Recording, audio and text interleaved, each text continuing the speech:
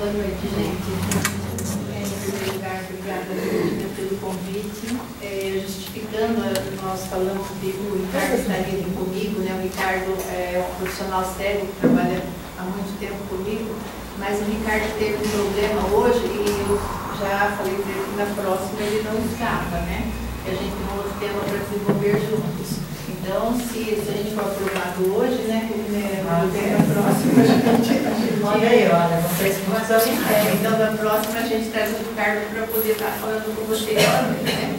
Então, eu vou estar iniciando o tema As Deficiências à Luz do Espiritismo, né? Algumas considerações sobre deficiência, eu ficaria aqui a noite toda falando com vocês, né? Que é assim, digamos assim, que é a minha praia há mais de 20 anos, né? Que eu trabalho na área, né? Mas hoje vamos atrelar a questão da deficiência e o espiritismo. Então, para a gente começar a pensar no assunto, nós vamos ouvir eu gosto muito desse poema do Divaldo, né? Que é o poema de gratidão. E ele traz algumas reflexões em relação à questão da deficiência. Então, a gente começa para entrar no clima com o Divaldo e depois eu não tive tempo de fazer o pelo de fala, não tive tempo de fazer não poderíamos ter. a questão dos propondo que a nossa vida seja um poema de gratidão. Que ao invés da queixa, da reclamação e da mágoa, nós possamos dizer a Deus quantos motivos temos para viver. Possamos dizer que a vida é bela e é colorida. Que dentro de nós pulsa um coração que ama. Então, ao invés da reclamação convencional, digamos, meu Deus, eu quero dizer de que a minha vida é bela e consentida. Muito obrigado pelo que me deste e pelo que me das. Obrigado pelo ar, pelo pão, pela paz. Muito obrigado pela beleza que os meus olhos veem notar na natureza. Olhos que contemplam o céu, a terra e o mar, que acompanham a ave ligeira que voa fagueira pelo céu de anil, que se detém na terra verde, salpicada de flores, em tonalidades humildes. Muito obrigado, Senhor, porque eu posso ver o meu amor, mas diante da minha missão, eu não tenho missão. Que se debate na escuridão, que choram na multidão, que tropeçam na solidão. Por eles eu oro e atiro em plano com miseração, porque eu sei que depois desta lida da outra vida, eles também enxergarão. Muito obrigado pelos ouvidos meus, que me foram dados por Deus, ouvidos que ouvem o tamborilar da chuva no terreno, a melodia do vento, dos ramos do almeiro, as lágrimas que vertem os olhos do mundo inteiro, ouvidos que ouvem a música do povo que desce do morro na taça cantar, a melodia dos imortais que se ouve uma vez e ninguém esquece nunca mais. Pela faculdade de ouvir, pulsar no coração com a doce emoção. Mas diante da minha faculdade de escutar, eu detecto os surdos que vivem na terra perdidos no silêncio infinito. Por eles eu me ponho a orar, porque eu sei que depois desta dor do meu reino de amor voltarei a escutar.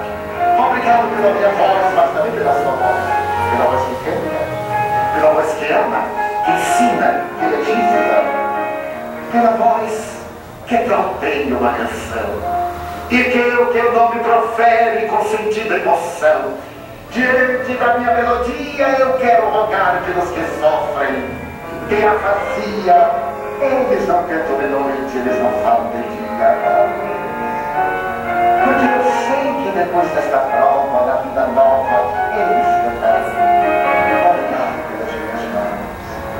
Mãos que aram, mãos que semeiam, meus que trabalham, meus que agasalham, mãos de ternura, que libertam da amargura, mãos que apertam mãos dos adeus, mãos que brincam feridas, enxugam as lágrimas das vidas, temas mãos de sinfonias, de cirurgias, de psicografias, de poesias, pelas mãos que atendem a velhice, a dor, o desamor, pelas mãos que do seio embalam, o filho de um corvalheiro oferecendo, e pelos pés que me levam a andar sem reclamar.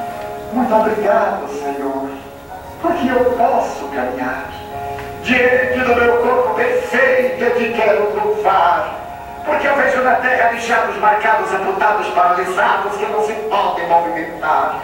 Eu oro por eles, porque eu sei que depois desta expiação, na outra reencarnação, eles também caminharão.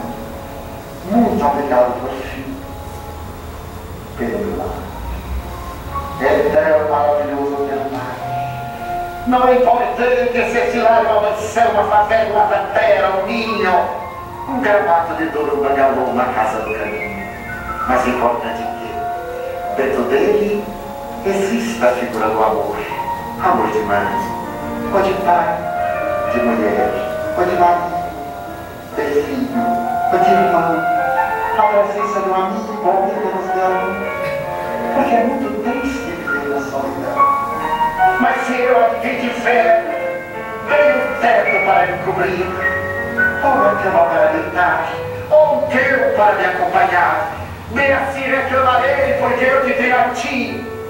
E eu te quero dizer obrigado, Senhor, porque eu nasci. Obrigado, Senhor, porque eu tenho em ti. Pelo teu amor, obrigado, Senhor, pela sua atenção.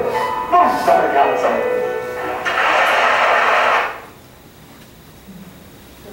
Com esse belíssimo poema, né, não é do Vivaldi, né, ele só interpreta, né, em que ele traz a questão das pessoas com deficiência, do surdo, do cego, dos paralisados, dos amputados, né, e ele afirma que após, né, a lida desta vida, né, em outro ambiente eles poderão ouvir, dançar, né, enxergar. Então, eu gosto muito desse poema e eu acho assim, a gente, antes de falar da deficiência, a gente tem que agradecer por esse corpo perfeito que temos, né? E eu agradeço sempre por ter o corpo perfeito, olhos e ouvidos, e poder ajudar aqueles que não têm, né? Então, tanto os cegos quanto os surdos, que são pessoas que eu trabalhei por um longo período, surdos cegos, né? Então, eu agradeço quando eu vejo uma planta, quando eu vejo, ouço um pássaro, né? Eu falo, obrigado, Senhor, né? Eu posso ouvir, eu posso ver, eu posso passar para os meus alunos, para as pessoas com as quais eu trabalho, né? Essa informação de como é o pássaro, de como é o canto do pássaro, como é uma flor, né? Então, vamos começar depois de volta, né? As deficiências à luz do Espiritismo. Então, a gente vai começar com uma reflexão, né? Não é fácil ser pai. Não é nada fácil ser pai. A paternidade, talvez, a maior e a mais complexa responsabilidade humana para a qual muitos de nós estamos tragicamente despreparados.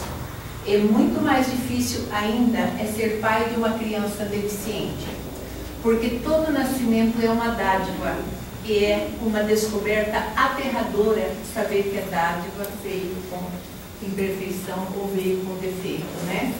Então, quando a gente vê uma pessoa grávida, né, uma jovem grávida, né, o que vai ser teu bebê? Não importa o que seja, desde que nasça com saúde, né? Ninguém se prepara para receber um filho com deficiência, né? Nenhum de nós, né, está preparado para receber um filho com deficiência, mas eles chegam até nós, né? E daí, como será a vida, né, com esse filho com deficiência? É um texto muito bonito, tá, desse educador, o Léo Buscaglia, né, que ele trata dessas questões dos pais das crianças que nasceram com deficiência. Então, são muitas interrogações quando chega até nós uma pessoa com deficiência ou filho, né? Por que meu filho nasceu com deficiência, né? Então, a mãe se angustia muito, se perguntando, né? Por que esse filho nasceu com deficiência?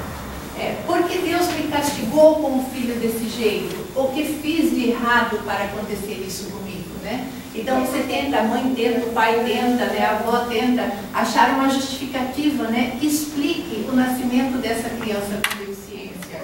E agora, o que vai ser de mim, da minha família e dele, né? Então, porque a princípio você não está preparada para receber esse filho, lidar com essa situação, né? A família não está, é uma tragédia a princípio quando uma família recebe uma pessoa com deficiência, porque a família toda entra num núcleo e sem saber lidar com a situação a princípio, né? E desse filho, o que vai ser? Qual é o futuro desse filho, né? A gente que trabalha na área há bastante tempo, a gente vê assim, às vezes a medicina, os médicos estão muito mal preparados para aconselhar as famílias das pessoas que têm um filho deficiente, né? Às vezes o médico chega, muitas vezes, olha, ele não pode isso, não pode aquilo, não pode aquilo, não pode aquilo outro, né? Então, o pai e a mãe saem dali e falam, e agora? O que meu filho pode, né? O que sobrou para o meu filho? O que a gente vai fazer com essa criança que não pode, não consegue nada, né? E a gente vai perceber que essa criança tem muitas possibilidades, apesar da deficiência. Quais são as possibilidades dessa criança e as impossibilidades? Onde achar explicação ajuda? Na medicina, na ciência, na religião, né? Então, onde eu vou buscar ajuda, né? Explicação para compreender o porquê desse meu filho que nasceu com deficiência, né? Antes da gente chegar nessas respostas, a gente vai tentar entender um pouco a deficiência com o processo histórico que a gente conhece, né? Em relação às pessoas com deficiência. Então, essas perguntas é para vocês ficarem com elas na cabeça, né? E se a gente não souber a resposta também, vocês continuem com ela na cabeça e nós vamos estudando juntos, tá? Então, nós temos aqui no processo histórico, né? Hoje, a gente ainda tem, né? A gente vê as pessoas com deficiência, às vezes não sabemos como lidar, né? Como falar com essa pessoa, mas como foi isso ao longo da história, né? Na Roma antiga, as crianças com deficiência nascidas até o princípio da era cristã eram afogadas por serem consideradas anormais e débeis. Na Grécia, né, Platão relata que as crianças mal constituídas eram escondidas ou sacrificadas, escondidas pelo poder público, né? Aí a gente pensa que na Grécia nasceram os Jogos Olímpicos, né? Um povo que primava por um corpo perfeito, né? Então uma pessoa com deficiência não seria legal naquela população, né? Eram também abandonadas em grutas para que morressem, enterradas vivas, jogadas nos despenhadeiros, queimadas, né? Então, de acordo com a cultura, com a época, né? Se tinha uma prática diferente com as pessoas com deficiência. Algumas populações abandonavam esses bebês em grutas, né? Aí a gente olha, né, com um olhar e fala assim, nossa, mas o povo era muito cruel nesse período, né? Se a gente tiver esse olhar simples, a gente vai achar que realmente era cruel, né? Naquele período, as pessoas com deficiência eram consideradas pessoas sem alma, né? Então eles não tinham alma, não iam produzir, iam comer do alimento que os outros iriam comer, né? Então vamos cortar o mal pela raiz, só ia sofrer e causar sofrimento, né? Então não se tinha peso nenhum em se exterminar com essa pessoa, né? Eu digo assim, que hoje com todo o conhecimento que nós temos, com toda a cultura e evolução, né? A gente bota bebezinho em saco de lixo, joga em container, joga pela janela, né? Que nem precisam ser deficientes, né? Então, se a gente pensar, hoje somos bem mais cruéis que as pessoas naquele período, né? Que não tinham esse conhecimento. Na Idade Média, assim, começaram a haver grandes contradições e ambivalências em relação às atitudes e sentimentos frente à deficiência. Surgiram as dúvidas. Será que o deficiente seria um aplacador da cólera divina a receber uma vingança celeste? Teria alma?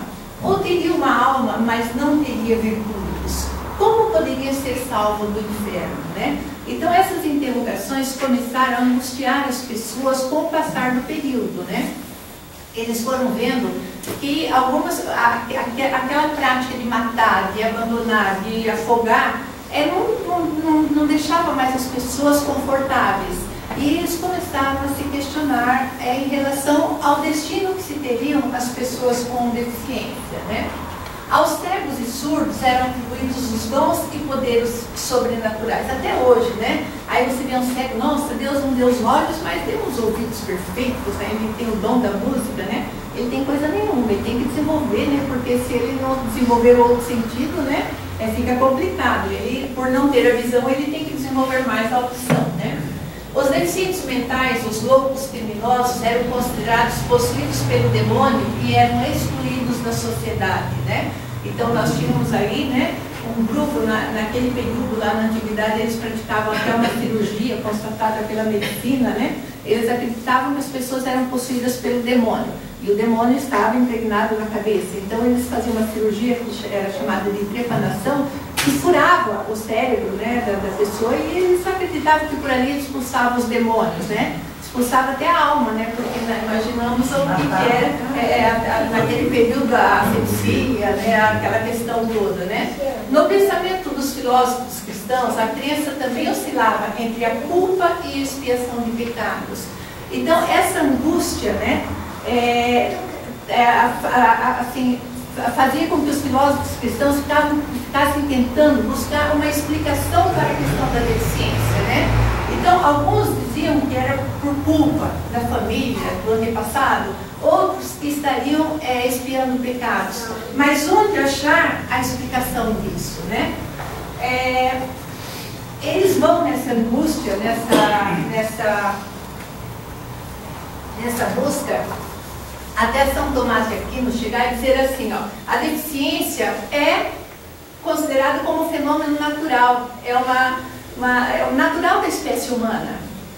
Então, se é uma coisa natural, não precisa se angustiar. Então, acalma o povo aí, né, que uma pessoa pode nascer com deficiência, outra não, e assim está feito, né?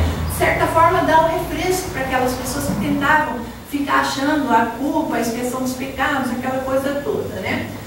A questão da deficiência sempre passou de rejeição extrema, piedade, né? A deficiência é uma questão que causa piedade, comiseração das pessoas, né? Então, quando eu vejo um cego, eu morro de pena de cego, né? Eu falo assim, a cegueira é uma das deficiências que mais causa piedade, né? O povo vê surdo, acha bonitinho, né? Mas vê cego, coitado, né? Não, eles não necessitam disso, né? Faça a superproteção, ações de cunho social, religioso e caritativo de proteção e cuidados, como hospitais, prisões e abrigos. Então, nós vemos daquele processo que eles eram mortos, eram exterminados, né? Até chegar ao advento do cristianismo, a vinda de Jesus à Terra, né? Jesus não discrimina ninguém, ele chama assim os coxos, os aleijados, restitui visão a pessoas cegas, né? A partir da vinda de Jesus à Terra, no cristianismo, as pessoas com deficiência passaram a ter alma, né? E passaram a ser respeitadas de uma forma diferente. Aí começam a surgir, então, a preocupação e os cuidados com as pessoas com deficiência, mas vem ainda de uma forma muito precária, né? Com o advento do Renascimento, né, a evolução das ciências, as ciências começam a explicar, né, compreender a questão da deficiência, né? Então eles começam com os estudos a entender as causas da deficiência. Mas sob o ponto de vista médico, a deficiência era considerada como uma doença, não uma deficiência. Doença é uma coisa, deficiência é outra, né? De caráter hereditário, ou mal físico ou mal mental. Então, mesmo sabendo que a deficiência não é doença, já era uma evolução muito grande a ciência compreender e tentar achar algumas causas das deficiências, né? Pessoas com deficiência já foram consideradas ao longo de nossa história como mal constituídos, débeis, anormais, retardados, excepcionais, portadores de deficiência, né? Pessoas com necessidades educacionais especiais, e atualmente o termo que é utilizado é pessoa com deficiência. Então, não tratamos mais portador de deficiência, né? Então, é uma pessoa com deficiência. Uma pessoa com deficiência visual, cego, né? Uma pessoa com surdez. Então, eu não trago mais os outros termos, né? Que foram termos antigos, né? Mais antigos, com a evolução também, a evolução dos termos, né? E aí, com a questão da medicina, a gente tem algumas causalidades, né, descobertas pela medicina, como as infecções, intoxicações, anormalidades cromossômicas, né, distúrbios de gestação, retardo decorrente de distúrbios psiquiátricos, rubéola, vírus ou germes, né, AIDS, síndrome fetal alcoólica e muitas outras, né. A gente tem recebido muitos bebês, né, nos atendimentos, né, bebês com deficiência. Há uns 3, 4 anos atrás, a gente teve assim, uns 6 bebês cegos que começaram a frequentar os centros de atendimento. A Aí você fala, meu Deus, mas por que está chegando tanto bebê cego, né? Aí você vai analisar. A mãe era adolescente, usuária de droga, de álcool, né? E tem um filho prematuro e como sequela a deficiência, né? Então, até um tempo atrás, essas crianças não sobreviviam, morriam, né? Uma pessoa com síndrome de Down, eu nunca vi uma pessoa com síndrome de Down adulta, os deficientes morriam. Hoje, a medicina dá sobrevida a essas pessoas, né? Mas com sequelas. Aí a educação entra nesse processo de reabilitação das pessoas com deficiência, né? E aqui algumas imagens de anomalias cromossômicas, né? Aqui a trissomia do cromossomo 13, né? Aqui os bebês com rubéola congênita, uma criança cega, a rubéola pode trazer, né? A cegueira, a surdez, a surdo-cegueira, cardiopatias, né? Aqui um bebezinho com prematuridade, né? Aqui a sífilis congênita, né? Que traz, né? Problemas seríssimos, né? E a sífilis detectada, ela pode ser tratada durante a gestação, né? Então é só uma questão de saúde pública, de prevenção, né? A verdade é que muitas pessoas têm dificuldade em entender o fator causal do nascimento de uma criança com deficiência, né? Por mais que a medicina explique, né? Por mais que a gente tenha conhecimento, olha, foi essa a causa, né? Mas ainda existe uma outra interrogação por trás de tudo isso, né? Onde está realmente essa causa? A causa primeira dessa deficiência, né? A medicina procura descrever seus efeitos e, por vezes, alcança causas imediatas, mas ainda permanece a grande incógnita da causalidade primeira do problema, né? Então é um problema congênito, alguma coisa cromossômica, mas por que deu esse problema, né? De anomalia cromossômica, né? Por que gerou esse problema, né? Aí a gente começa a pensar, então, causas da deficiência à luz da doutrina espírita, né? Então, o espiritismo, de certa forma, ele vem nos comportar e nos trazer, assim, uma grande explicação, né? Por que uma pessoa, né, nasce sem deficiência e a outra nasce com deficiência, né? Porque uma mesma família tem um filho perfeito e o outro com deficiência, né? O que acontece nesse processo? Então o Espiritismo traz uma luz para a gente nessa questão, né? A doutrina espírita nos ensina que Deus é a inteligência suprema, causa primária de todas as coisas, sendo Ele eterno, único, imutável e material, soberanamente justo e bom, perfeito em todas as coisas. Mas, como um Deus soberanamente justo e bom, pode permitir que um bebê totalmente inocente possa nascer com tantos defeitos, não podendo ter uma vida normal? Então, se eu pensar que eu tenho só uma vida, né, que eu morri e acabou, né, onde está a justiça de Deus, né? Se eu nasci perfeito, né, e o outro nasce com um comprometimento tão grande, né? Cadê a justiça, né, desse Deus que nós consideramos perfeito, né, supremo? Quantos seres humanos com deficiência física, intelectual ou moral se revoltam contra Deus, mergulham na depressão e procuram o suicídio ou o charlatanismo de certas seitas religiosas ou mágicas que se dizem capazes de fazer milagres, né? Então a gente vê, quem trabalha na área da deficiência, você vê as famílias correndo muito atrás dessa cura milagrosa, né? Desse milagre. E a gente olha e fala assim, meu Deus, mas a gente sabe que não vai adiantar, mas se a gente se colocar no lugar dela, a gente faria o mesmo, né? Se você sabe que lá não sei onde tem alguma coisa que pode ajudar teu filho a sair dessa situação, você vai atrás, né? Então a gente tem as promessas aí, quando a gente conversa às vezes com as pessoas cegas, né? A mãe chega e fala assim, eu fiz não sei quantas promessas para Santa Luzia, fiz não sei o que, e é natural que faça, gente, você busca tudo para tentar amenizar esse sofrimento, até o seu sofrimento, né? Aquela tua angústia de ter tido um filho com deficiência, né? Então, nessas questões, né? O charlatanismo é muito grande, né? às vezes essas pessoas já estão sofridas por terem tido um filho com deficiência e passam por um sofrimento por serem exploradas por pessoas que acreditam, né, que abusam da fé deles, né, atrás desse falso milagre, né?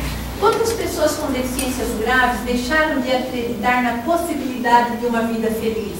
É o culpado de tudo é Deus, que permite tanta dor, solidão e desgraça, né? Então, que Deus é esse que é tão bom, que é tão justo, né? Que permite a desgraça de um ser deficiente e outro não, né? Que permite o sofrimento de uma pessoa passar uma vida toda num leito, numa cama, enquanto o outro tem uma vida saudável, né? Onde está a justiça desse Deus?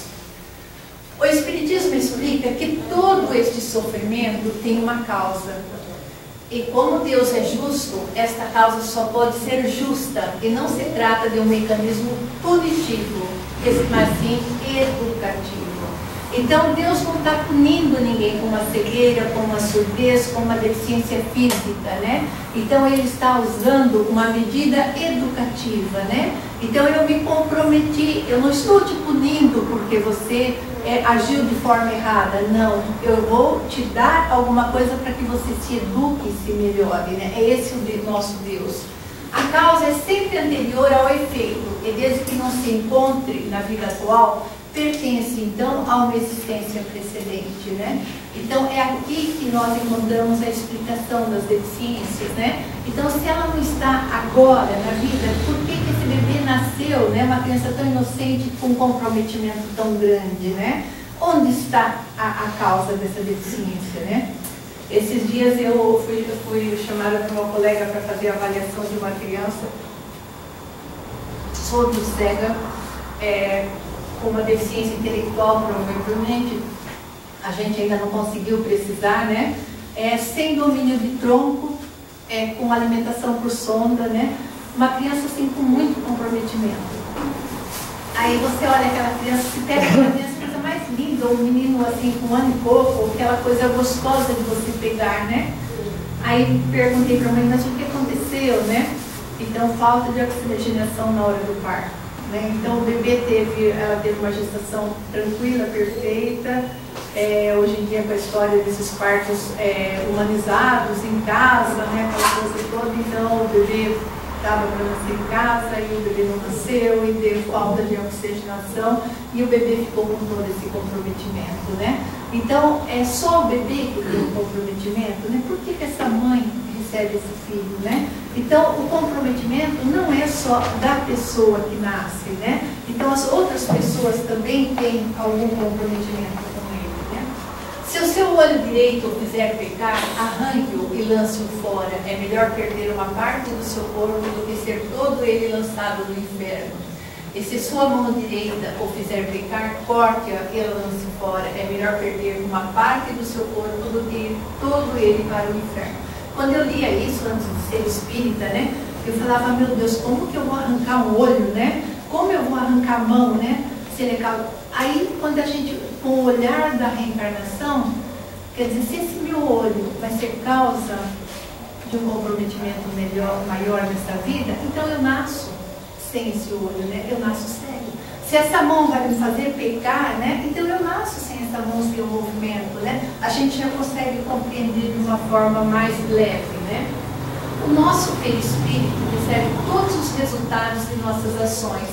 Resultados esses que ficam em forma de reflexos nele impregnados. Esses são bons, esses reflexos são bons, né? Nos ajudam a evoluir e ter vida e corpos saudáveis. Mas se esses reflexos forem ruins, né, nos causam sérios problemas, sofrimentos e prejudicam nossos corpos nos futuros renascimentos, né? Resultado do que nós mesmos nos causamos, né? Então não adianta eu querer achar a culpa em outra pessoa, né? É tão bom quando a gente pode culpar alguém por uma coisa, né, que a gente consegue se livrar daquela culpa, mas a deficiência é o resultado de nós mesmos, né? Então fui eu que, de certa forma, né, causei isso agora, nessa vida para mim, né? Aí esse estudioso, Jairo Capasso, né, ele também faz um estudo, uma pessoa espírita, em relação à questão do espiritismo, e ele traz algumas causas, né, que, assim, apontadas nas bibliografias espíritas para a questão da deficiência. Então, um espírito por consciência pesada, por remorso destrutivo, por muitos erros cometidos, lesou seu perispírito e seu corpo, nasceu com deficiência mental e física para reajuste, né? Então, eu tinha uma pessoa, né, com remorso por erros cometidos, eu não consegui me perdoar por erros, né? Então, a gente tem essa questão de, às vezes, não se perdoar, né? Por erros que a gente comete, ao invés de tentar melhorar, a gente fica se remoendo com esse remorso, né? Então, isso lesa o perispírito e pode causar, né, na pessoa uma deficiência mental ou uma deficiência física, né? Ou as duas associadas, né? Espírito suicida, não encontrando desculpas por ter destruído seu corpo saudável através das drogas ou outros abusos, não quis se perdoar. Os mentores entenderam que só melhoraria na matéria, seu estado era de grande perturbação, nasceu com uma deficiência mental. Então aí a gente tem vários suicidas, né? A gente não pode com isso, agora cada vez que eu vejo uma deficiência, ficar achando, né? Será que ele se suicidou? Será que ele tem algum remorso, né? Então não é esse o nosso papel. Espíritos que se enforcaram, carregam consigo os dolorosos distúrbios do sistema nervoso, como sejam as neoplasias diversas e a paralisia cerebral infantil. Os que estilhaçaram o crânio experimentam desarmonias da mesma espécie, notadamente as que se relacionam com o cretinismo, né? Então, a idiotia, o cretinismo, então são termos mais antigos, né? Do que hoje nós chamamos das pessoas com deficiência intelectual, né? Não é nem a mental mais, hoje nós tratamos como deficiência intelectual, né?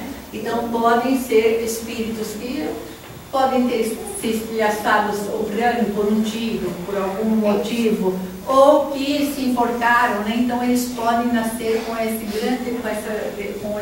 déficit muito grande intelectual. Espíritos extremamente viciados em drogas continuam assim no mundo espiritual e que nascem em corpo deficiente pelo estado em que se encontrava seu perispírito deformado, né? Então, se nós usamos drogas, se nós bebemos, né? Não é porque eu passei para o outro lado, né? Que eu desencarnei, que eu vou deixar de fazer. Eu vou continuar. Se eu não tiver, não pedir uma ajuda, se eu não pedir um socorro, que eu seja levado para outro ambiente, eu vou continuar frequentando os mesmos ambientes que eu frequentava aqui encarnado, né? E até prejudicando outras pessoas, né? Então, eles levaram essas lesões para o perispírito e esse corpo que nasce com os comprometimentos. Intelectuais e artistas que usaram os sagrados recursos do espírito na perversão dos sentimentos humanos, roubam aparelhos cerebrais com inibições graves e dolorosas para que, nas reflexões de temporário ostracismo, possam desenvolver as esquecidas qualidades do coração. Às vezes, né, quando a gente vê pessoas, eu digo assim que uma grande experiência é conhecer aqui Maringá a NPR, na questão da deficiência, né? Você chega lá, olha aquelas pessoas com um comprometimento tão grande, né? Físico, né? Com comprometimento visual, de surdez, né? Muitas vezes intelectual, né?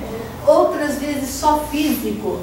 E dentro naquele comprometimento físico que eu não consigo andar, eu não consigo falar, eu não consigo escrever, eu tenho ali um intelecto preservado, né? Então é um espírito aprisionado num corpo que não responde àquela necessidade que aquela mente perfeita tem, né? E aí vocês perguntam, meu Deus, mas por que esse corpo está tão comprometido, né? E esse cérebro perfeito, né? Então pode estar se encaixando nessas questões. Espírito de grande maldade teve perseguição implacável no umbral e as pressões o transformaram em ovoide. Ele perde até as formas pelo espiritual, a forma humana, né? Então ele vira uma coisa, né? Um bloco, né? Nasceu com deficiência mental. Espírito que se suicidou esmagando seu crânio, não conseguiu recuperar-se no mundo espiritual, renasceu em corpo deficiente, também com deficiência mental. A gente vai ver, né, quando a gente olha, né, vamos pensar aqui em Maringá, na questão das deficiências, né? Você olha, você tem duas APAES em Maringá, né, com um número absurdo de pessoas com deficiência intelectual, né? Pouco, menos cegos, menos pessoas com deficiência visual. Aí a gente está percebendo que muitas causas, né, vão trazer um comprometimento intelectual, né? Então, por isso, a gente tem um grande número de pessoas com deficiência intelectual, né? Que estão ali por, de repente, por estar ter se prejudicado, né, anteriormente. Espírito que não precisava de prova alguma. Olha que interessante isso, né? Ele não precisava de prova alguma, ele não tinha cometido nada daquilo que falamos anteriormente, né? Pediu para nascer e com seu sofrimento encaminhar seus pais para Deus e espiritualizarem-se. Ficou deficiente e os pais, por se dedicarem muito a ele, passaram a ter o hábito da oração, encontraram a fé verdadeira e espiritualizaram-se através dos caminhos do amor ao filho necessitado, né? Então, olha que bonito, né? Eu proponho uma reencarnação como pessoa com deficiência junto daqueles pais, porque eu quero que esses pais se transformem, né? Então, olha que coisa linda, né? Verdade? Assim, uma pessoa que com certeza já com uma evolução bastante grande para poder abrir mão da sua própria liberdade de ir, vir, de ouvir, de ver, né? Espírito avarento, muito apegado ao dinheiro, egoísta ao extremo, não queria saber do próximo, fechou-se em si mesmo e nasceu autista, né? Então a gente tem os autistas, né? Desde o autismo, né, que nasce com deficiência intelectual, até o autismo autista que é superdotado, né? Então, onde está a explicação, né, dessas questões? Segundo Bezerra de Menezes, no livro Loucura e Obsessão, muitos espíritos buscam na alienação mental, através do autismo, fugir do resgate de suas faltas passadas, das lembranças que os atormentam e das vítimas que angariaram nesse mesmo pretérito, né? Então, a questão do autismo, né, uma das grandes características é a criança, né, a pessoa se fechar. A casa pode cair ao lado dele, né, que muitas vezes ele é como se ele estivesse fora desse mundo, né? E a gente tem vários níveis de autismo, né? Então, uma das características é essa. Depois, espírito que teve corpo saudável, pais honestos, vida confortável, mas não deu valor a nada disso e porque não teve um gosto seu realizado, suicidou-se. Quanto a gente vê disso, né, gente? Famílias perfeitas, aparentemente, né? De repente, se você fica sabendo, nossa, o filho de fulano se suicidou, né? Às vezes por uma coisa tão boba, né? Uma coisa tão pequena, né? Ele acha que o suicídio, né, vai de repente trazer para o pai essa culpa, né?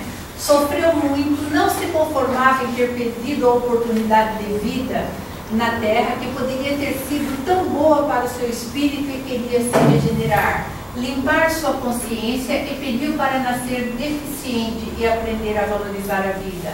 Foi permitido, seus pais tinham sífilis e nasceu com o cérebro e corpo lesados. Foi um deficiente físico e mental, né?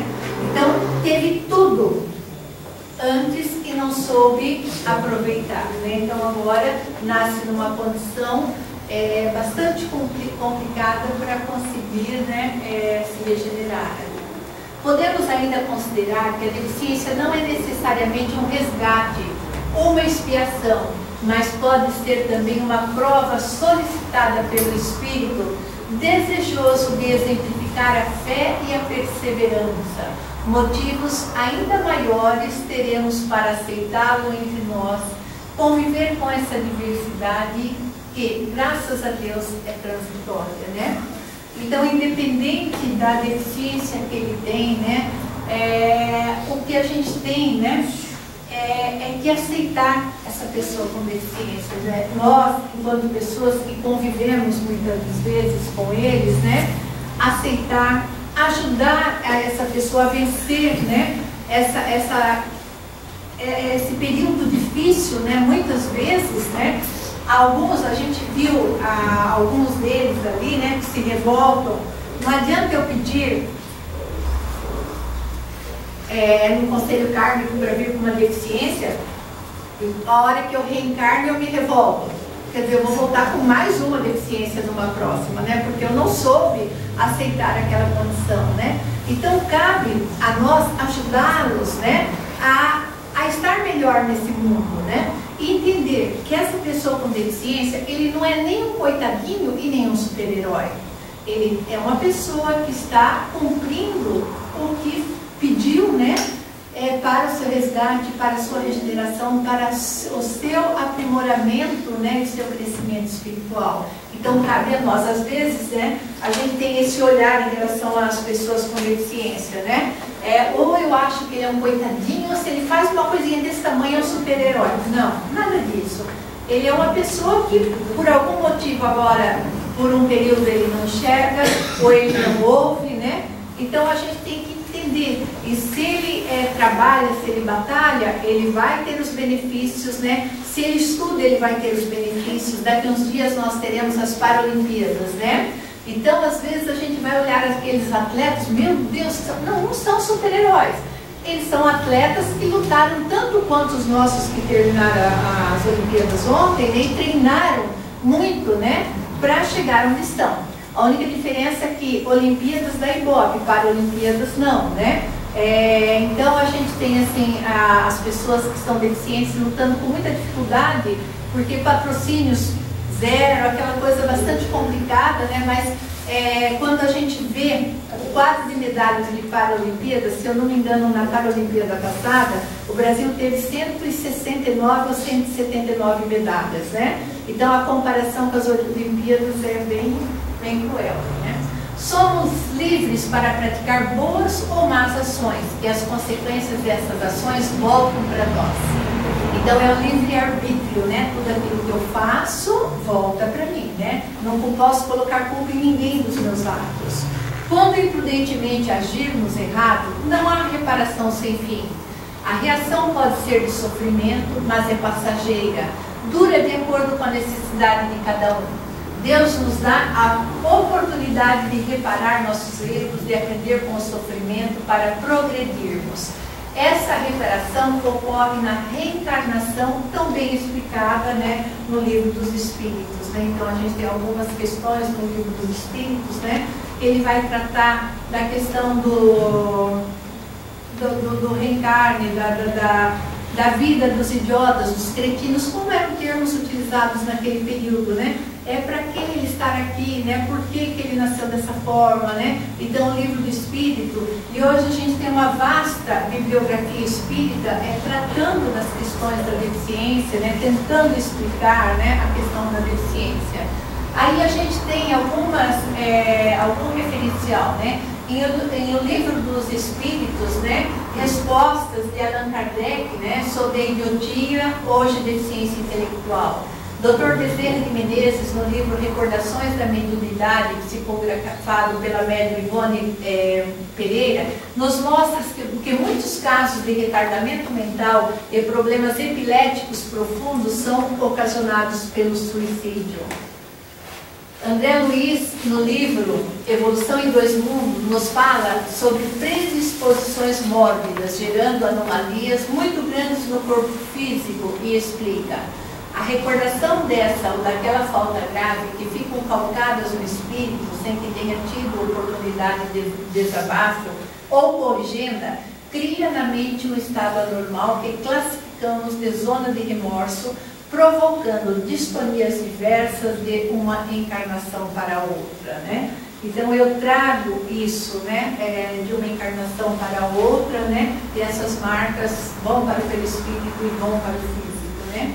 Ainda no mesmo livro, né, André Luiz fala: no ser e formação, toda permuta entre os cromossomos é presidida por agentes magnéticos ordinários, lei de hereditariedade, ou extraordinários, pela intenção dos organizadores do progresso, né?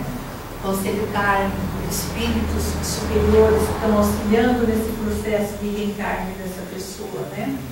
Dr. Jorge André, no livro Psicologia Espírita, aborda a temática do deficiente mental nesse capítulo, falando da participação do espírito na formação do seu próprio corpo, né? Então, ele participa, né, na organização desse corpo que ele vai ter ao nascer, né, e que sabe as dificuldades que vai passar, né, esse corpo.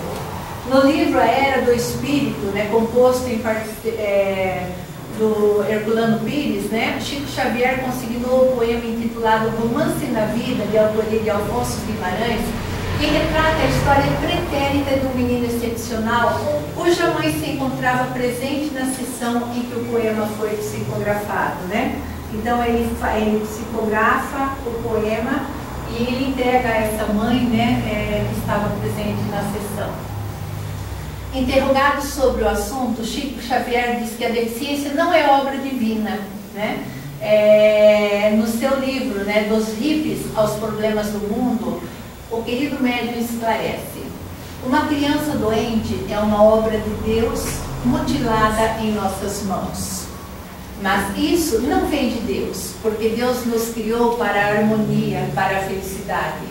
Criamos os mecanismos do sofrimento, da expiação em nós mesmos. O inferno reside em nossa própria mente, quando infernizamos a nossa vida e quando entramos num processo de culpa intensivo, absoluto, em que conscientemente estragamos a nossa vida cerebral, o nosso mundo mental. E ele conclui: obstruindo os canais do equilíbrio, perdemos a conexão com aqueles que são os benfeitores máximos da nossa vida. E eles mesmos, por amor a nós, ajudam, nos colocando em braços de mães maravilhosas, de pais abnegadíssimos, que nos auxiliam em nossa própria reestruturação. Nada dói tanto como uma criança doente ou deficiente, né?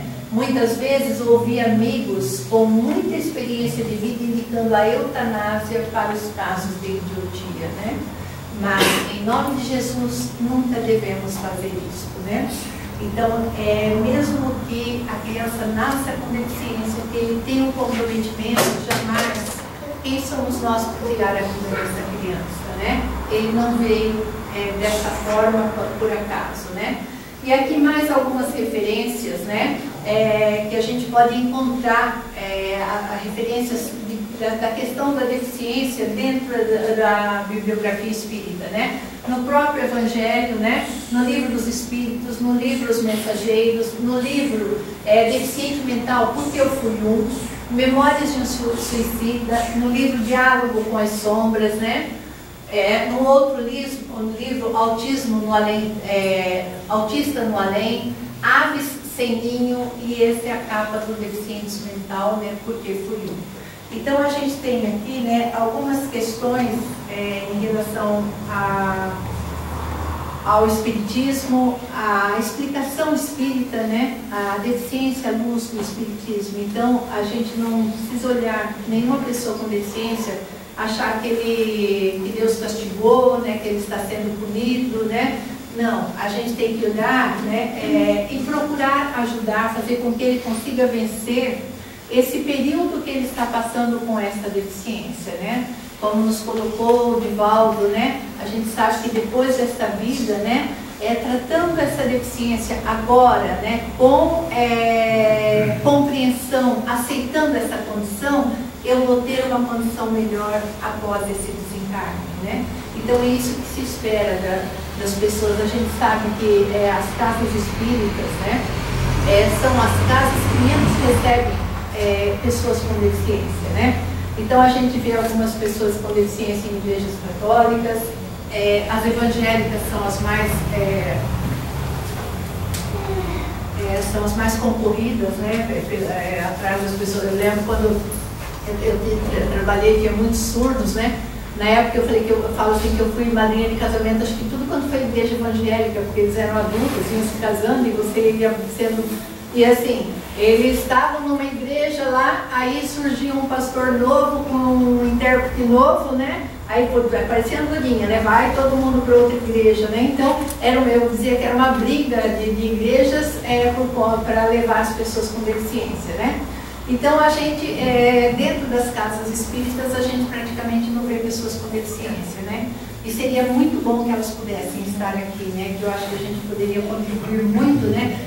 A gente com elas e elas com a gente, né? Porque quando a gente convive com uma pessoa com deficiência, a gente aprende mais, né, do que ensina, né? A gente aprende a olhar o mundo de uma outra forma, né? Quando você está perto de uma pessoa cega, de uma pessoa surda, de uma pessoa que é surdo e é cega, né? Como que essa pessoa vai compreender esse mundo, né? O surdo, eu utilizo sinais para falar com ele, o cego me ouve, e o surdo e cego, né? Como é que eu faço para trabalhar com essa pessoa, né? E eles estão aí, né? Muitos deles estão aí, né? Nós temos alunos aqui em Maringá, né, que são surdos cegos, que estão sendo atendidos, né? As crianças com múltiplas deficiências, os paralisados cerebrais, né? Então hoje nós temos língua de sinais, nós temos a questão da tecnologia assistiva, temos o Braille, temos programas, né? É muita coisa para auxiliar a essas pessoas para que elas tenham progresso e que elas consigam superar aquilo que trouxeram nesse corpo com esse comprometimento, né? Então agora, para quase finalizar, né? Eu vou botar um outro texto para vocês ouvirem. Lúcia, se tiver pergunta depois, se for difícil, a gente deixa para responder outro dia, tá? Pode continuar. Então vamos lá.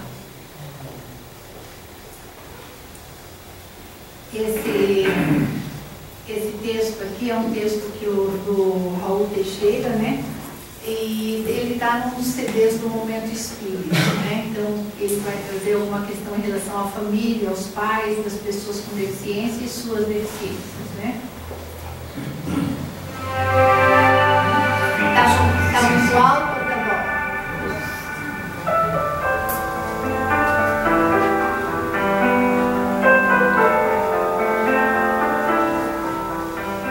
A expectativa que toma conta do período de gestação da mulher é tão especial e admissível que se justifica a frustração ou a amargura que envolve tantos corações quando constatam que seus rebentos, ansiosamente aguardados, são portadores de deficiência física ou mental ou a conjugação de ambas. Compreensíveis a dor e a surpresa que se alojam nas almas paternas ao começarem a pensar nas limitações e conflitos, agonias e enfermidades que acompanharão os seus filhos marcados irremediavelmente para toda uma existência de dependências e limitações. Quantos são os pais que, colhidos no amor próprio, fogem da responsabilidade de cooperar com os filhos debilitados? Quantas são as mães que, transformadas em estátuas de dor ou de revolta, abandonam os filhos à própria sorte, relegando-os aos ventos do destino? Entretanto, levanta-se um enorme contingente de pais e de mães que, ao identificarem os dramas em que se acham seus filhos inseridos, enchem-se de ternura, de dedicação, vendo nas limitações físicas ou mentais deles oportunidades de crescimento e enobrecida luta em prol do futuro feliz para todos. O filho com deficiência geralmente é alguém que retorna aos caminhos humanos após infelizes rotas de desrespeito à ordem geral da vida. Os filhos lesados por carências corporais ou psíquicas estão em processo de ressarcimento, havendo deixado para trás, nas avenidas largas do livre-arbítrio, as marcas do uso da exorbitância, da insubmissão ou da crueldade. Costumeiramente, os indivíduos que se valeram do brilho intelectual ou da sagacidade mental para induzir ao erro, para destruir vidas no mundo, para infelicitar, intrigando e maldizendo, reencarnam com os centros cerebrais lesados, em virtude de se haverem atormentado com suas práticas inferiores, provocando processos de desarranjo nas energias da alma, localizadas na zona da estrutura cerebral. Não só intelectuais degenerados renascem com limitações psicocerebrais, tocados pela síndrome de Down, mas também os que mergulharam nas valas suicidas, destroçando o cérebro e os seus núcleos importantes, sob graves distúrbios que deverão ser recompostos por meio da reencarnação. O despotismo implacável pode gerar neuroses ou epilepsias. O domínio cruel de massas indefesas e desprotegidas pode produzir os mesmos efeitos. Os homicídios cruéis podem acarretar infortunados quadros epiléticos, produzindo sobre a rede psiconervosa adulterações nas energias circulantes, provocando panes de frequência variada, de caráter simples ou crônico. Seus filhos com deficiências podem estar em alguma dessas condições, necessitados da sua compreensão e assistência, para que sejam capazes de superar as próprias deficiências com resignação e esforço íntimo, suplantando-se a si mesmos, rumando para Deus após atendidos os projetos redentores da divindade. Ame seus problematizados do corpo ou da mente, ou de ambos, cooperando com eles com muita paciência e com ternura, para que possam sair vitoriosos da expiação terrena, avançando para mais altos voos no rumo do nosso Criador. Forre-se de carinho, de paciência, de tranquilidade interior, vendo nesses filhos doentes as joias abençoadas que o Pai confia em suas mãos, para que as puriem. Por outro lado, vale considerar que se você os tem nos braços, ou sob a sua assistência e cuidados paternais ou maternais, é em razão dos seus envolvimentos e compromissos com eles. Você poderá tê-los recebido por renúncia e elevado amor de sua parte. Mas pode ser que você esteja diretamente ligado às causas que determinaram os dramas dos seus filhos, cabendo-lhe não alimentar remorsos, mas sim auxiliá-los e impulsioná-los para a própria recomposição, enquanto você, igualmente, avança para o Criador.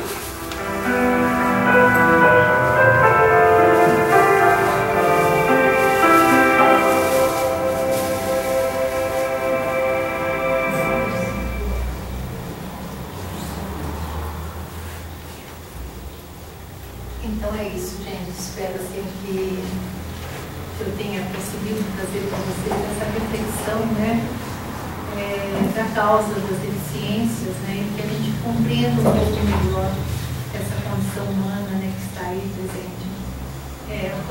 Todo lado, né, todo dia ao nosso lado.